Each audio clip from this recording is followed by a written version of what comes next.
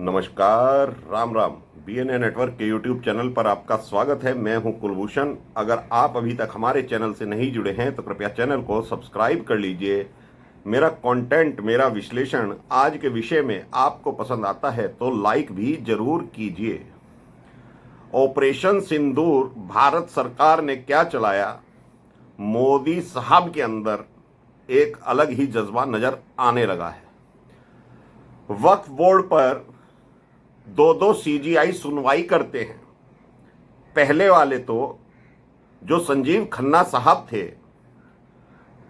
उनको मालूम था कि उनका कार्यकाल सिर्फ 14 या 15 दिनों का शेष था जब उन्होंने सुनवाई शुरू करी थी और अंतरिम आदेश देने के लिए बड़े उत्सुक नजर आ रहे थे।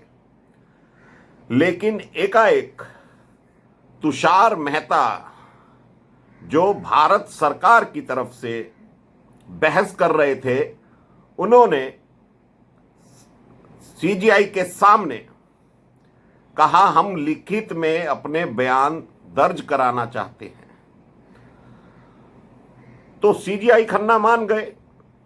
अब जब सीजीआई खन्ना मान गए तो उसके बाद 3 दिन पहले उन्होंने वक्त की सुनवाई से अपने आप को अलग कर लिया और कहा कि मेरा कार्यकाल 3 दिन का शेष है, अब सीजीआई गवाही इसकी सुनवाई करेंगे। तो सीजीआई गवाही ने ताबड़तोड़ हमले किए थे कपिल सिब्बल के ऊपर, अभिषेक मनु सिंघवी के ऊपर, और कागजात के बारे में पूछा था कि जो वक्फ संपत्तियां हैं उनके कागजात कहां हैं, वक्फ बोर्ड कब से बना हुआ है और संपत्तियां रजिस्टर्ड क्यों नहीं हैं।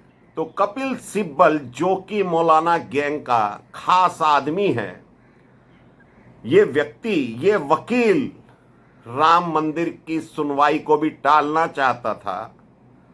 इसने कहा 200-300 साल पुराने कागज मिलॉर्ड कहां से आएंगे, वक्फ बाई यूजर पे स्टे कर दीजिए, वो इनको अधिकार दे दीजिए, जैसा चल रहा है चलने दीजिए।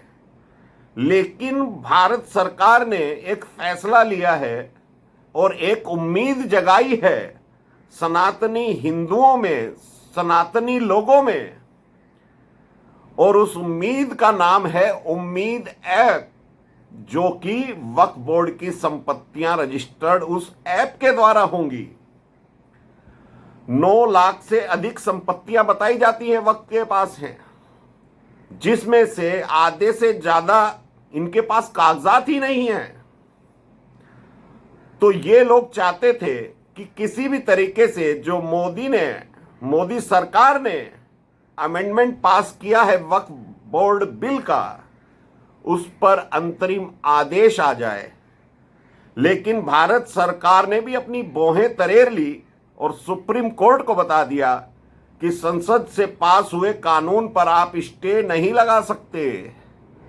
आप उसकी समीक्षा कर सकते हैं, उसके फैसले को पलट सकते हैं, लेकिन आप स्टे नहीं लगा सकते। तो सीजीआई गवाही की बेंच ने, जिसमें मसीह साहब भी थे, उन्होंने फैसला रिजर्व कर लिया। और फैसला अब कब आएगा? फैसला आएगा जब अवकाश चल रहा है, अभी सुप्रीम कोर्ट में अवकाशकालीन बेंचें बैठ रही हैं, तो अब यह फैसला जुलाई में आएगा।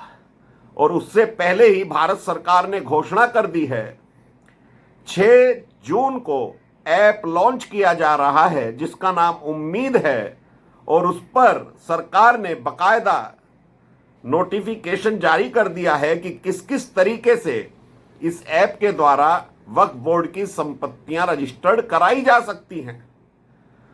जो संपत्तियां विवादित होंगी वो ट्रिब्यूनल के पास जाएंगी, और जिन वक्फ वालों ने, जिन मौलाना गैंग ने इन वक्फ की संपत्तियों पर कब्जा कर रखा है, उसके कागजात नहीं है तो रजिस्टर्ड कहां से होंगी। तो मोदी सरकार ने एक बहुत ही बड़ा खेल कर दिया है। ऑपरेशन सिंदूर के बाद ऑपरेशन वक्फ बोर्ड चालू कर दिया है। इन लोगों को सन 47 से पहले ये छूट दी गई, ये पाकिस्तान चले जाएं। इन्होंने बड़े हक हकूक से अपने लिए पाकिस्तान मांगा था। तो जिन लोगों ने वोटिंग करी थी पाकिस्तान के लिए, यूपी बिहार के ज्यादातर मुसलमान यहीं रह गए, हिंदुस्तान में रह गए, और अब कहते हैं जो मुसलमान चले गए उस संपत्ति पर हमारा हक है, वो वक्त की संपत्ति है। और धीरे धीरे ये लोग उन संपत्तियों को भी कब्जा रहे हैं जो निजी संपत्तियां हैं, जो आपकी हमारी संपत्तियां हैं, जो सरकारी संपत्तियां हैं। तो सरकार तो जैसे कैसे करके छुड़ा सकती है, लेकिन निजी व्यक्ति को तो ट्रिब्यूनल के बाद हाई कोर्ट और सुप्रीम कोर्ट जाना पड़ता था। तो ऐसे में एक आम आदमी हाई कोर्ट में किस तरह से पैसा खर्च करके अपनी ही जमीन के लिए, अपनी ही संपत्ति के लिए केस लड़ता था, तो उसी के खिलाफ, वक्फ बोर्ड के खिलाफ मोदी सरकार एक बिल लेकर आई थी। और उस बिल पर गवई साहब और मसीह साहब अंतरिम फैसला देंगे। क्या देंगे ये अवकाशकालीन छुट्टियों के बाद पता लगेगा। लेकिन इस उम्मीद ऐप से सनातनियों में कम से कम उम्मीद जगी है कि जो लोग कहते थे हम कागज नहीं दिखाएंगे, जब सीए लागू हुआ था किस तरह से शाहीन बाग खड़ा कर दिया गया था, जगह जगह शाहीन बाग बना दिए गए थे, बूढ़ी औरतों को लाकर बैठा दिया था, और किस तरह से बच्चों से मोदी साहब को गालियां दिलवाई जा रही थी। तो खैर उस वक्त भी ये लोग कहते थे कि हम कागज नहीं दिखाएंगे। तो मियां अब तो कागज दिखाने पड़ेंगे। अगर आपको अपनी वक्फ की संपत्ति रजिस्टर्ड करानी है तो आपको उम्मीद ऐप का उपयोग करना पड़ेगा, और इसमें महिलाओं की संपत्ति को नहीं माना जाएगा। अगर कोई महिला वक्फ को दान कर देती है तो महिलाओं की संपत्ति को अलग कर दिया गया है। सिर्फ आदमी, जेंट्स वक्फ वाई यूजर कर सकता है, महिलाओं को इससे अलग कर दिया गया है। और कोई विवादित संपत्ति होगी तो वो ट्रिब्यूनल में जाएगी, उसमें सरकारी ओहदे वाले आदमी भी अब ट्रिब्यूनल में का हिस्सा होंगे। यही अमेंडमेंट मोदी सरकार ने किया है। तो धीरे धीरे मोदी सरकार गति पकड़ रही है। सुप्रीम कोर्ट को भी आईना दिखाया जा रहा है कि इन लोगों के पास कागज नहीं है, सरकारी संपत्तियों पर अवैध कब्जे कर रखे हैं।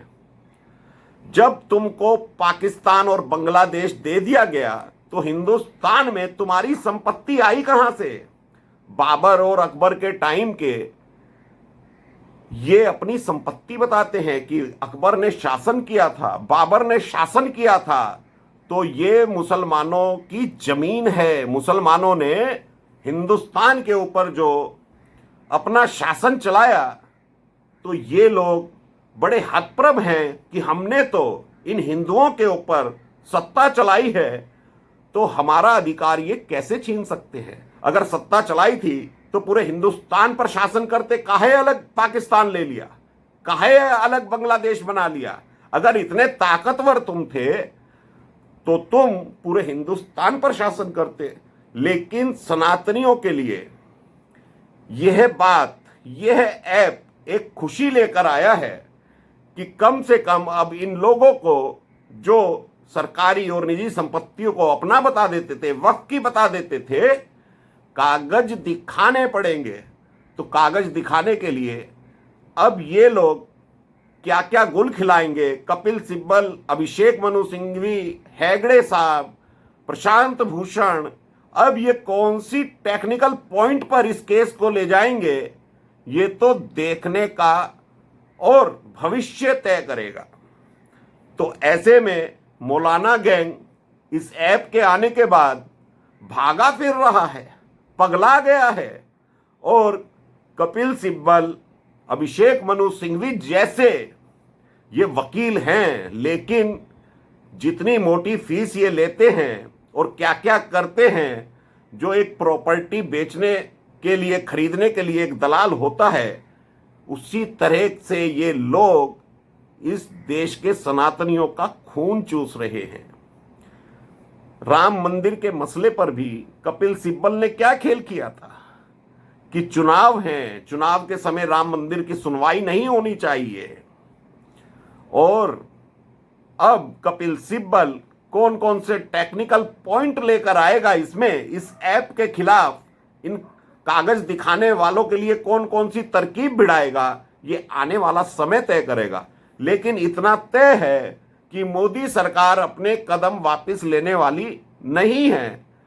ये सनातनियों के लिए एक अच्छी खबर है और उन हरे टिड्डों के लिए बुरी खबर है जो कहीं पर भी सड़क के किनारे, रेलवे पटरी के किनारे दरगाह बना लेते थे, मस्जिद बना लेते थे, अपने रेड़े पटरी लगा लेते थे और फिर कहते थे ये जमीन तो हमारी है। किसी भी शहर में आप चले जाइए, चारों तरफ यही लोग आपको दिखाई देंगे। जो शहर की चारों दिशाएं होती हैं, तो ये एंट्री के समय और निकलते समय यही लोग आपको दिखाई देंगे। वहां पर इनकी आपको मस्जिदें बनी हुई दिखाई देंगी। तो ये प्रॉपर्टी कहां से आई, कैसे आई, अब ये सब इनको बताना पड़ेगा। और एक फैसला जो सुप्रीम कोर्ट ने दिया था कि जो सड़क के किनारे, हाईवे के किनारे दरगाह कहीं कहीं दिखाई पड़ती है, हर 2 किलोमीटर के बाद दिखाई पड़ती है, हरी चादर दिखाई पड़ती है, हरी बिल्डिंग दिखाई पड़ती है, उस पर बुलडोजर चलाने के आदेश कर दिए हैं। और कल दिल्ली हाई कोर्ट ने भी एक फैसले में कह दिया है, वक्फ बोर्ड ने अपना दावा किया था कि गुरुद्वारा हमारा है जो दिल्ली के अंदर स्थित है, लेकिन हाई कोर्ट ने गुरुद्वारे को गुरुद्वारे की शक्ल में ही रहने के आदेश दिए हैं और वक्फ बोर्ड की याचिका खारिज कर दी। तो उम्मीद ऐप से सनातनियों में उम्मीद जगी है और मेरा कंटेंट, मेरा विश्लेषण आज के विषय में आपको पसंद आया हो तो लाइक जरूर कीजिए। धन्यवाद। नमस्कार। भारत माता की जय।